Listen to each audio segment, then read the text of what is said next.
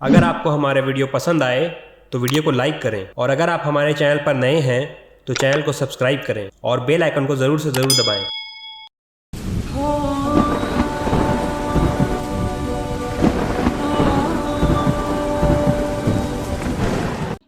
بسم اللہ الرحمن الرحیم۔ اسلام کی فطرت میں قدرت نے لچک دی ہے، یہ اتنا ہی ابھرے گا جتنا کہ دباؤ گے۔ تاریخ میں یہ بات لکھی ہوئی ہے کہ جب سے اسلام شروع ہوا ہے تب سے دشمنان اسلام نے مسلمانوں کو ستایا ہے، مگر جیسے جیسے اہل حق کو ستایا گیا ہے، حق اتنا ہی ابھرتا چلا گیا ہے۔ انہی قربانی دینے والوں میں ایک عظیم شخصیت کا نام حضرت خباب رضی اللہ تعالی عنہ ہے۔ حضرت خباب رضی اللہ تعالی عنہ بھی انہی مبارک ہستیوں میں ہیں جنہوں نے امتحان کے لیے اپنے آپ کو پیش کیا تھا اور اللہ کے راستے میں سخت سے سخت تکلیفیں برداشت کی تھیں۔ شروعی زمانہ میں 5-6 آدمیوں کے بعد وہ مسلمان ہو گئے تھے، اس لیے بہت زمانہ تک تکلیفیں اٹھائی۔ لوہے کی زرہ پہنا کر ان کو دھوپ میں ڈال دیا جاتا، جس سے گرمی اور تپش سے پسینوں پر پسینے بہتے تھے۔ اکثر اوقات بالکل سیدھا گرم ریت پر لٹا دیا جاتا، جس کی وجہ سے کمر کا گوشت تک گل کر گر گیا تھا۔ یہ ایک عورت کے غلام تھے، اس کو خبر پہنچی کہ یہ حضور اقدس صلی اللہ علیہ وسلم سے ملتے ہیں، تو اس کی سزا میں لوہے کو گرم کر کے ان کے سر کو اس سے داغتی تھی۔ حضرت عمر رضی اللہ تعالی عنہ نے ایک مرتبہ عرصہ کے بعد اپنے زمانہ خلافت میں حضرت خباب رضی اللہ تعالی عنہ سے ان کی تفصیل پوچھی جو ان کو پہنچائی گئی، یعنی ان تکلیفوں کے بارے میں پوچھا جو ان کو اسلام لانے کی وجہ سے پہنچائی گئی۔ انہوں نے عرض کیا کہ میری کمر دیکھیں۔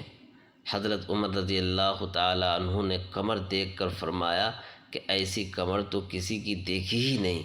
انہوں نے عرض کیا کہ مجھے آگ کے انگاروں پر ڈال کر گھسیٹا گیا، میری کمر کی چربی اور خون سے وہ آگ بجھی۔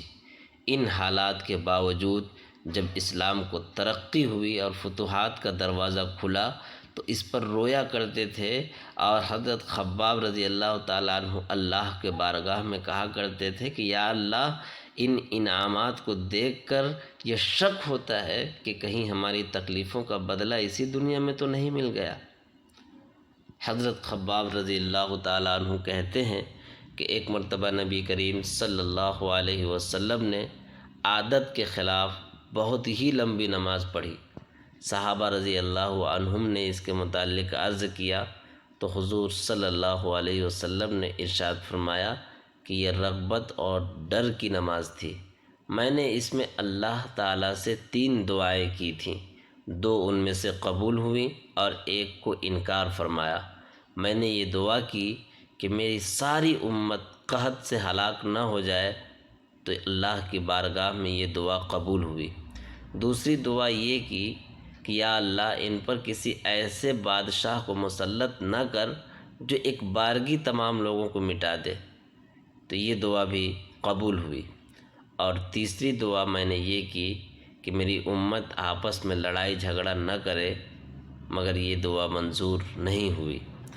حضرت خباب رضی اللہ تعالی عنہ کا انتقال سن 37 ہجری میں ہوا، اور کوفہ میں سب سے پہلے صحابی ہیں جو یہیں دفن ہوئے۔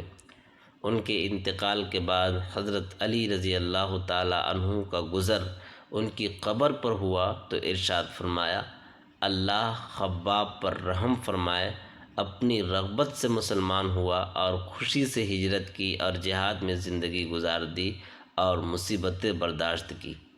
مبارک ہے وہ شخص جو قیامت کو یاد رکھے اور حساب و کتاب کی تیاری کرے اور گزارا کے قابل مال پر صبر کرے، قناعت کرے اور اپنے مولا کو راضی کر لے۔ حقیقت میں مولا کو راضی کر لینا ہی صحابہ کرام رضوان اللہ علیہ مجمعین کی زندگی کا حصہ تھا۔ ان کی زندگی کا ہر کام مولا ہی کی رضا کے واسطے تھا، اسی لیے تو اللہ تعالیٰ نے ان کے لیے فرمایا رضی اللہ عنہم ورضوا عنہ، کہ اللہ ان سے راضی اور یہ اللہ سے راضی۔